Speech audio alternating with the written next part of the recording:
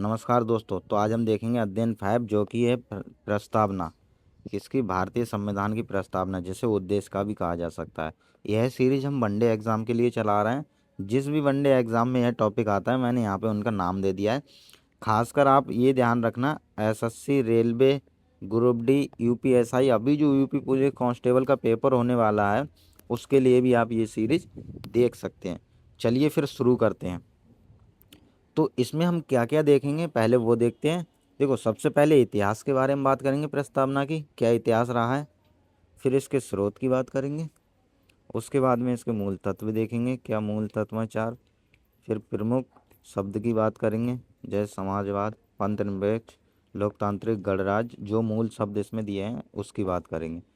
इसके बाद 42वें संविधान संशोधन के तहत क्या जोड़ा गया था, ये 42वां संविधान संशोधन क्या है, इसकी बात करेंगे। प्रस्तावना के आदर्श कौन कौन से हैं, इनकी बात करेंगे। जब प्रस्तावना के आदर्श हम देख लेंगे, उसके बाद हम देखेंगे सर्वोच्च न्यायालय का केस। सर्वोच्च न्यायालय ने प्रस्तावना के बारे में क्या टिप्पणी कही है, क्या कहा है, या कौन से केसेस में इसने सुनवाई की है, इसकी बात करेंगे। लास्ट में हम देखेंगे प्रमुख कथन। जब हम प्रमुख कथन देख लेंगे तो ये चीज़ आप याद रखना, ये सब ना हम टू द पॉइंट देखने वाले हैं। आप बने रहिएगा और क्लासेस को पूरा कीजिएगा। ऐतिहासिक पृष्ठभूमि और स्रोत की जब हम बात करते हैं, तो सबसे पहले नाम आता है, वो आता है इसमें उद्देश्य प्रस्ताव। उद्देश्य प्रस्ताव क्या था? जो उद्देश्य प्रस्ताव था वो पंडित जवाहरलाल नेहरू जी ने 13 दिसंबर 1946 को संविधान सभा में पेश किया था। किसने? पंडित जवाहरलाल नेहरू ने। कब पेश किया? 13 दिसंबर 1946 में। वहीं जो जिसे स्वीकार किया गया था वो 26 जनवरी 1947 को सर्वसम्मति से स्वीकार किया गया था, उद्देश्य प्रस्ताव को। इतना आप समझिए। इसके बाद में क्या हुआ था, जो हमारा उद्देश्य प्रस्ताव है वही हमारी प्रस्तावना का मूल आधार है। कैसे? जो उद्देश्य प्रस्ताव पेश किया गया था उसमें कुछ संशोधन किए गए थे। जब कुछ संशोधन करने के बाद में ही वही आज की प्रस्तावना बन गया। कौन? उद्देश्य प्रस्ताव। आई होप आपको ये सब क्लियर हो गया होगा कि उद्देश्य प्रस्ताव क्या था, कब इसे संविधान सभा में पेश किया गया था और कब इसे अपनाया, किसने पेश किया, ये सब चीज़। 2 पॉइंट और याद रखना। ये जो हमारी प्रस्तावना है, ये जो मैंने यहाँ पे प्रस्तावना दे दी है, इसका जो ड्राफ्ट तैयार किया था ना, वो सर BN राव ने किया था। किसने? BN राव ने किया था प्रस्तावना का ड्राफ्ट तैयार। इसके बाद में जो प्रस्तावना को सजाने संवारने का काम किया है, जो सजावट की है इसमें जो प्रस्तावना में, वो किया था राम मोहन सिन्हा ने। किसने? राम मोहन सिन्हा ने प्रस्तावना को सजाने का कार्य किया था। 2 चीज़ ये आप याद रखना, जरूरी है, एग्जाम में प्रश्न पूछता है, इसलिए मैंने बताया। अगर प्रस्तावना का मूल आधार पूछे तो क्या है? उद्देश्य प्रस्ताव है। ये ध्यान रखना, क्वेश्चंस भी बनाए यहाँ से। और पेश किसने किया था उद्देश्य प्रस्ताव, और कब किया? तो ये क्वेश्चंस पूछा है। देखो, पेश नेहरू जी ने किया था 13 दिसंबर 1946 को किया था। कहाँ? संविधान सभा में। यहाँ भी क्वेश्चंस बनाए। अब आप ये प्रस्तावना देखिए एक बार। जो हमारी ये प्रस्तावना है, इसमें ना संशोधन हुआ था, 42वां संविधान संशोधन। इसमें 3 शब्द जोड़े गए थे। एक ये समाजवाद, दूसरा पंथनिरपेक्ष और तीसरा अखंडता। ये 3 शब्द जोड़े गए थे। कब? 42वें संविधान संशोधन के तहत। ये 42वें संविधान संशोधन के तहत जोड़े गए थे। ये चीज़ आप याद रखना। जो हमारी मूल प्रस्तावना थी, यहाँ से प्रश्न जो बनेगा ना, आप वो प्रश्न समझिए कैसे बनेगा। वो डायरेक्ट पूछेगा कि हमारी मूल संविधान में क्या था। तो वो पूछेगा संपूर्ण प्रभुत्व संपन्न लोकतंत्रात्मक गणराज्य। ये चीज़ आपको आएगी। वो सेंटेंस देगा आपको बना के ABCD। तो उसमें जो D डालेगा ना, वो ये डालेगा संपूर्ण प्रभुत्व संपन्न समाजवाद पंथनिरपेक्ष लोकतंत्रात्मक गणराज्य। ये पूरा सेंटेंस डाल देगा। जो हमारे मूल संविधान की प्रस्तावना थी उसमें तो ये नहीं था सेंटेंस, ये तो बाद में ऐड किए गए ना, समाजवाद पंथनिरपेक्ष और अखंडता सब। तो ये प्रश्न आप याद रखना। वो पूछेगा ऐसे करके, 26 जनवरी हमारी जो 1950 को संविधान लागू हुआ था, उस समय प्रस्तावना का मूल प्रस्तावना कैसी दिखती थी, ये पूछेगा। उसके बाद में ये भी पूछ सकता है कि हमारी मूल प्रस्तावना का स्वरूप कैसा था, ये भी पूछ सकता है। तो वो क्वेश्चंस घुमाएगा, बस आपको ये याद रखना है। यहाँ पे एक बार प्रस्तावना आप पढ़ लेना, ठीक है। मैंने यहाँ प्रस्तावना लगा दी, आप एक बार इसको पढ़ लेना। पढ़ने के बाद में आपको सारा चीज़ क्लियर हो जाएगा। ये जो प्रस्तावना है अभी, वो हमारी प्रस्तावना है वर्तमान वाली, ये याद रखना, वर्तमान वाली प्रस्तावना है ये, जो अभी वर्तमान में है वो वाली, ठीक। आई होप आपको अब क्लियर हो गया होगा कि वर्तमान प्रस्तावना कैसी दिखती है। 26 जनवरी 1950 वाली कैसी दिखती थी आपको प्रस्तावना, वो भी आपको क्लियर हो गया होगा। आई होप अब आगे बढ़ते हैं। यहाँ पे विदेशी स्रोत दिए हैं। एक तो हमारा देशी स्रोत हो गया, कौन सा, उद्देश्य प्रस्ताव, वो मूल आधार है प्रस्तावना का। विदेशी स्रोत में हम दो चीज़ें देखते हैं। पहली चीज़ है वो है अमेरिका का प्रभाव, दूसरी चीज़ है ऑस्ट्रेलिया का प्रभाव। दो चीज़ हम यहाँ पे देखते हैं। तो जो अमेरिका का प्रभाव है उसमें 2 पॉइंट मिलेंगे, ऑस्ट्रेलिया के प्रभाव में भी 2 पॉइंट मिलेंगे। तो जो अमेरिका का प्रभाव पड़ा था उसका मतलब है, जो अमेरिका में एक शब्द है, देखो प्रस्तावना में मैंने आपको यहाँ पे एक चीज़ बताया था, हम भारत के लोग, ये चीज़। अब यहाँ पे आप देखिए, हम संयुक्त राज्य के लोग, इसका मतलब है कि जो हम भारत के लोग हैं वो अमेरिकी संविधान से लिया गया है, अमेरिकी प्रस्तावना के तर्ज पर। ये चीज़ आप याद रखना। वहाँ पे बात की गई है हम संयुक्त राज्य के लोग, यहाँ पे हमने उसी के तर्ज पे ले लिया, हम भारत के लोग, हमने वहाँ से अपनी प्रस्तावना में ले लिया। वहीं जो प्रस्तावना का विचार भी आया ना कि हमारे संविधान में एक प्रस्तावना होनी है, वो भी अमेरिकी संविधान से हमने विचार लिया। जो विचार आया हमारा कि हमारे संविधान में एक प्रस्तावना होनी चाहिए, ठीक है, प्रस्तावना होनी चाहिए, तो ये विचार हमने कहाँ से लिया, वो लिया अमेरिका से। आई होप आपको अमेरिका के दोनों पॉइंट क्लियर हो गए होंगे कि हमने विचार कहाँ से लिया, अमेरिका से। जब हम अमेरिका से विचार लेंगे तो हम उसकी पहली लाइन भी हमने ले ली, ऐसे करके आप इसको याद रखना। उसके बाद में आता है ऑस्ट्रेलिया का प्रभाव। जब हम ऑस्ट्रेलिया के प्रभाव की बात करते हैं तो ऑस्ट्रेलिया से हमने क्या लिया था, भाषा शैली। एक चीज़ याद रखना, ऑस्ट्रेलिया से जो हमने लिया है वो भाषा शैली ली है, किसकी, प्रस्तावना की। प्रस्तावना की भाषा शैली कहाँ से है, ऑस्ट्रेलिया से प्रेरित है, ये चीज़ आप याद रखना। और लिखने का जो स्वरूप है, लिखने का तरीका है, जो भावना है, वो भी हमने कहाँ से ली, ऑस्ट्रेलिया से। यहाँ पे मैंने एक देखो स्पष्टीकरण दिया है, उससे हम समझते हैं। अगर आपसे क्वेश्चंस पूछे कि प्रस्तावना का मूल आधार क्या है, तब आप उद्देश्य प्रस्ताव टिक करना, ये ध्यान रखना। दूसरा, अगर पूछे कि प्रस्तावना का विचार कहाँ से लिया है, तो अमेरिका से। अगर प्रस्तावना की शुरुआती शब्द पूछे तो वो अमेरिका से लिया है, और प्रस्तावना की भाषा शैली पूछे तो ऑस्ट्रेलिया से लिया है, ये चीज़ आप याद रखना। अब हम आगे बढ़ते हैं। प्रस्तावना के मूल 4 तत्व की हम बात करें तो पहला है स्रोत, यानी कि अधिकार के स्रोत क्या हैं। दूसरी बात है प्रकृति, यानी कि स्वरूप क्या है।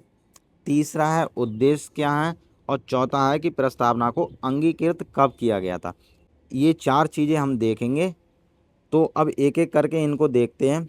तो पहला है संविधान की जो शक्ति है ना, वो हम भारत के लोग ही है, यानी कि हम भारत के लोगों ने ही इसको अपनाया था। कब, 26 नवंबर 1949 को इसे अपनाया गया था, हम भारत के लोगों द्वारा ही। तो इसलिए जो स्रोत हैं वो हम भारत के लोग हैं, ये चीज़ आप याद रखना। जब हम स्वरूप की बात करते हैं तो उसमें देखते हैं भारत का स्वरूप कैसा है, संपूर्ण प्रभुत्व संपन्न, समाजवाद, पंथ निरपेक्ष, लोकतंत्रात्मक और गणराज्य इसका स्वरूप है, ये चीज़ आप याद रखना। इसके बाद हम देखते हैं उद्देश्य क्या है। तो जो उद्देश्य की जब हम बात करते हैं तो हम नागरिकों के लिए क्या देने की बात करते हैं, क्या उद्देश्य है नागरिकों के प्रति, हमारे संविधान के क्या उद्देश्य हैं, तो उसकी बात इसमें की गई है। न्याय की बात की गई है, सामाजिक आर्थिक राजनीतिक न्याय।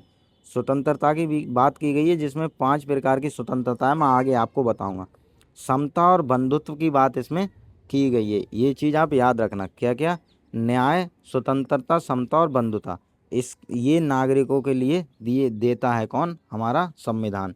जब हम 4th पॉइंट पे आते हैं तब इसमें ना हमको 2 चीज़ देखनी होती हैं, पहला और दूसरा। जो चीज़ है वो है पहले कब इसको अंगीकृत किया गया, ठीक है, कब अंगीकृत किया गया था और कब लागू किया गया था। ये दो चीज़ याद रखी जाती हैं। तो जब अंगीकृत किया गया था वो 26 नवंबर 1949 को किया गया था, और जो लागू किया गया था वो 26 जनवरी 1950 को। ये ध्यान रखना। यहाँ पे अंगीकृत नहीं किया गया है,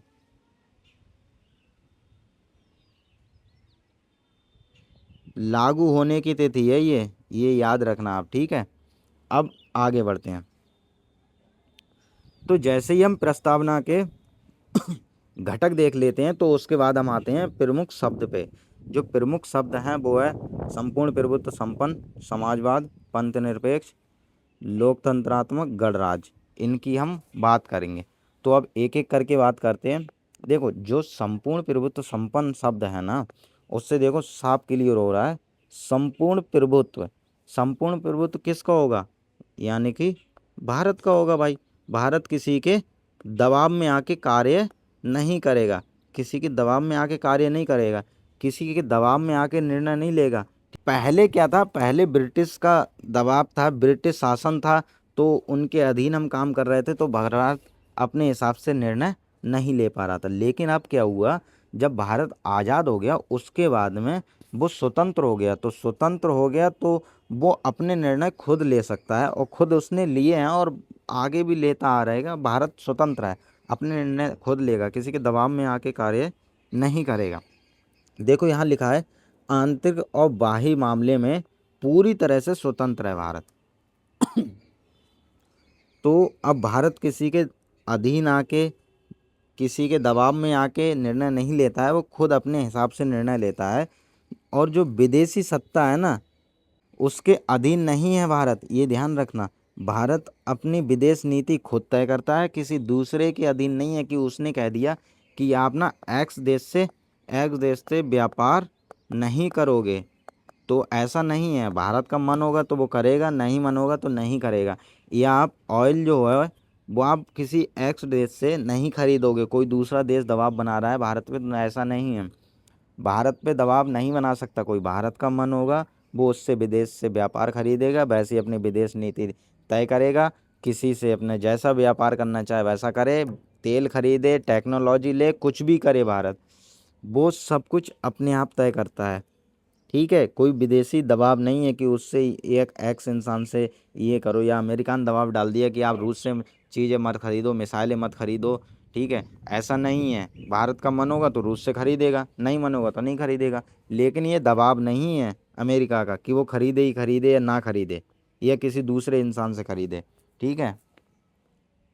तो वहीं इसमें आता है एक समाजवाद। इसमें केवल एक ही चीज़ याद रखना, जो लोकतांत्रिक समाजवाद है हमारा, वो हमने अपनाया है। कैसा? लोकतांत्रिक समाजवाद को अपनाया है हमने, जो कि मिश्रित अर्थव्यवस्था को बताता है। ये क्वेश्चंस भी आया है, बस इसमें इतना याद रखना। अब आगे जो शब्द है पंथ निरपेक्ष, इसका मतलब होता है कि जो राज्य का कोई धर्म नहीं होगा। पंथ निरपेक्ष का सीधा मतलब है राज्य का कोई धर्म नहीं होगा, सभी धर्मों का समान सम्मान करेगा राज्य। कि अगर मान के चलो 4 धर्म है, 1 2 3 4, तो ऐसा नहीं है कि राज्य किसी एक को ही सपोर्ट करेगा। राज्य अगर करेगा तो सभी धर्म राज्य के लिए समान है, वो किसी एक धर्म को नहीं देखेगा। सभी धर्मों के लिए समान सम्मान रखता है राज्य। ये क्वेश्चंस भी पूछा है, देखो। सरकार किसी एक धर्म को बढ़ावा नहीं देगी, सभी धर्म को समान बढ़ावा देगी, इसका मतलब ये है। वहीं हम जब लोकतंत्रात्मक की बात करते हैं तो भारत में शासन की शक्ति है वो जनता के हाथ में होगी। ऐसे क्या लोकतंत्रात्मक में होती है। भारत में जो लोकतंत्र है वो अप्रत्यक्ष प्रतिनिधि लोकतंत्र है, जो कि संसदीय स्वरूप को बताता है भारत में। ये चीज़ आप याद रखिएगा। देखो यहाँ पे ना, अगर मैं पूरा लोकतंत्र पढ़ाऊँगा तो 1-1 घंटा लगेगा, लेकिन मैं आपको वो चीज़ बता रहा हूँ जो डायरेक्ट प्रश्न पूछता है एग्जामिनर। अगर आपको आंसर राइटिंग करने हैं तो जब आपको आंसर राइटिंग करना होगा तो आपको लिखना पड़ेगा, लेकिन हमको तो एमसीक्यू देखना है ना। तो एमसीक्यू में तो डायरेक्ट ऐसे ही फैक्ट पूछता है, तो मैंने आपको यहाँ पे फैक्ट ही बताया है। अब हम देखते हैं गणराज्य की तरफ जब हम जाते हैं तो देखते हैं जो हमारा भारत का जो प्रमुख होता है ना, जो राष्ट्र का प्रमुख होता है, जो जिसे राष्ट्रपति कहते हैं, वो वंशानुगत राजा की तरह नहीं होता है। वंशानुगत राजा का मतलब हो गया कि एक वंश में एक बना तो उसी से दूसरा बनेगा, वहीं घर से तीसरा बनेगा। तो ऐसा इसमें नहीं है। हमारे जो राष्ट्रपति जी हैं उनका चुनाव होता है जो जनता द्वारा किया जाता है। कैसे? अप्रत्यक्ष रूप से। जिसे 5 साल के लिए चुना जाता है उनको, ये चीज़ आप याद रखना। ठीक, अब हम आगे बढ़ते हैं। इसके बाद हम देखते हैं 42वां संविधान संशोधन 1976 को। तो जो 42वें संविधान संशोधन 1976 है, उसमें क्या किया गया था? 2 चीज़ आप याद रखिएगा यहाँ पे।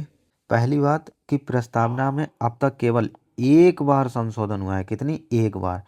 और यह जो संशोधन हुआ था, यह प्रस्तावना में संशोधन के बाद कुछ शब्द जोड़े गए थे, वो सरदार स्वर्ण सिंह समिति के तहत जोड़े गए थे। इनकी सिफारिश की गई थी, इसके तहत इसमें जोड़े गए थे कितने? 3 शब्द, जो कि है SSI, समाजवाद, पंथनिरपेक्ष और अखंडता शब्द को जोड़ा गया था। ये याद रखना आप। प्रस्तावना में शामिल आदर्श की जब हम बात करते हैं तो मैंने बताया कि संविधान लोगों के लिए क्या देना चाहता है और क्या देने की बात करता है। ये आप आदर्श को ऐसे समझो, जिसमें न्याय की बात की गई है। कितने? 3 प्रकार। 3 प्रकार के न्याय की बात की गई है, जिसमें सामाजिक, आर्थिक और राजनीतिक न्याय दिया गया है। ये चीज़ आप याद रखना। जो 3 प्रकार के न्याय आदर्श हैं वो रूसी क्रांति से लिए गए हैं। कब? 1917 में रूसी क्रांति से प्रेरित हैं या वहाँ से लिए गए हैं। ठीक, उसके बाद हम देखते हैं स्वतंत्रता। तो जो स्वतंत्रता है वो 5 प्रकार की है: विचार, अभिव्यक्ति, विश्वास, धर्म और उपासना की स्वतंत्रता। अब हम देखते हैं समता को। तो जब हम समता को देखते हैं तो इसमें प्रतिष्ठा और अवसर की समता की बात की गई है। कितने? 2 प्रकार की। और वहीं बंधुत्व की जो बात की गई है उसमें एक ही प्रकार है: व्यक्ति की गरिमा, राष्ट्र की एकता, अखंडता सुनिश्चित करने वाली बंधुता। बंधुता का मतलब होता है भाईचारा। जब हम बंधुत्व की बात करते हैं तो इसका मतलब होता है भाईचारा। ये जो स्वतंत्रता, समानता, बंधुत्व जो हमने लिए हैं वो लिए हैं फ्रांस की क्रांति से। कब?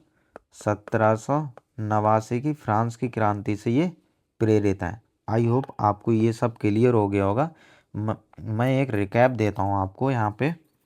वो ये है कि क्वेश्चंस पूछेगा कि प्रस्तावना में कितने प्रकार की न्याय की बात की गई है, तो 3 प्रकार के न्याय की। अगर वो स्वतंत्रता पूछे तो आप बताना 5 प्रकार की। समता की पूछे, समता का मतलब समानता की, तो 2 प्रकार की। बंधुत्व मतलब भाईचारा, तो एक ही का होता है, तो 1 प्रकार। ये से आप याद रखना। तो मैं आपको यहाँ पे एक स्टोरी सुनाऊंगा। वो स्टोरी ऐसी है: एक सैम नाम का लड़का होता है और एक प्रीति नाम की लड़की होती है। सैम नाम के लड़के से मतलब है कि संविधान, प्रीति नाम के लड़के से मतलब है प्रस्तावना। ये दोनों एक दूसरे से करते हैं प्यार। और जब प्यार करते हैं तो उस प्यार की एक लव स्टोरी जो होती है उसका एक कोई ना कोई तो रुकावट में बीच में आता है। वो आते हैं यहाँ पे बापूजी। बापूजी का मतलब होता है यहाँ पे सुप्रीम कोर्ट। इतना आप याद रखो। अब देखते हैं, एक बेरुवारी केस हुआ था 1960 में। तो बेरुवारी केस में क्या कहा गया था कि प्रस्तावना संविधान का हिस्सा नहीं है, यानी कि प्रीति सैम का हिस्सा नहीं है, ये कहा गया था। इसलिए हम प्रीति में कोई संशोधन नहीं कर सकते। यहाँ पे ब्रेकअप हो गया। उसके बाद में एक हीरो की एंट्री होती है जो कि है केशवानंद भारती। तो इनकी जब एंट्री होती है तो ये बापूजी को समझाते हैं कि ऐसा नहीं है, दोनों प्यार करते हैं, एक दूसरे के बिना नहीं रह सकते, वो एक दूसरे का हिस्सा हैं, आप समझिए इस बात को। तो फिर बापूजी कहते हैं, यानी कि सुप्रीम कोर्ट, वो कहते हैं ठीक है, जो प्रीति है वो सैम का हिस्सा है, जो प्रीति है वो सैम का हिस्सा है, हमें कोई दिक्कत नहीं है। ठीक है, जो प्रस्तावना है वो संविधान का हिस्सा है, लेकिन हम प्रस्तावना के मूल ढांचे में कोई बदलाव नहीं कर सकते। ठीक है ना, कि प्रस्तावना के मूल ढांचे में कोई बदलाव नहीं कर सकते, यानी कि प्रीति जो पहने जो खाए उसके हम मूल ढांचे में कुछ बदलाव नहीं कर सकते, जैसी है वैसी रहेगी। तो मूल ढांचा जो डिसाइड करते हैं वो कौन डिसाइड करते हैं? बापू जी टाइम टाइम पे, यानी कि सुप्रीम कोर्ट ये डिसाइड करते हैं। आई होप आपको ये क्लियर हो गया होगा। जो प्रस्तावना की प्रकृति है वो है गैर न्यायोचित। ये क्वेश्चंस पूछा है, ये आप याद रखना कि प्रस्तावना की प्रकृति कैसी है? गैर न्यायोचित। अब आगे बढ़ते हैं। इसके बाद हम देखते हैं एसआर बॉम्बईवाद, जो कि 1994 में आया था। इसमें कहा गया था कि जो पंथ निरपेक्षता है वो संविधान का मूल ढांचा है, इसमें आप कोई संशोधन नहीं कर सकते। वहीं भारतीय जीवन बीमा निगम मामले में कहा गया था कि प्रस्तावना जो है वो अत्यंत महत्वपूर्ण और आंतरिक हिस्सा है। ये कहा गया था किसमें? भारतीय जीवन निगम बीमा में। ये चीज़ आप याद रखना। अब तक प्रस्तावना में केवल एक बार संशोधन हुआ है, ये भी मैंने आपको बता दिया। देखो अभी जो प्रस्तावना की वर्तमान स्थिति है वो ये है कि प्रस्तावना जो है वो संविधान का भाग है और 368 के तहत संशोधन भी किया जा सकता है, बशर्ते कि इसके मूल ढांचे में संशोधन नहीं होगा। ये चीज़ आप याद रखना। यहीं हम देखते हैं कि किस विद्वान ने क्या कहा था, कथन दिया था, वो यहाँ पे दिया है। पालकी बालाजी ने कहा था कि ये प्रस्तावना जो है वो परिचय पत्र है। के.एम. मुंशी जी ने कहा था कि जन्म कुंडली है। ठीक है। पंडित ठाकुरदास भार्गव जी ने कहा था कि संविधान की आत्मा है कौन? प्रस्तावना। ये यहाँ पे ना मैंने एक नोट डाला है, इसको आप याद रखना कि अगर जब पूछे कि संविधान की आत्मा कौन है तब आप प्रस्तावना टिक करना। ये याद रखना, अगर नाम नहीं दिया है तो संविधान की आत्मा किसे कहा जाता है? प्रस्तावना को।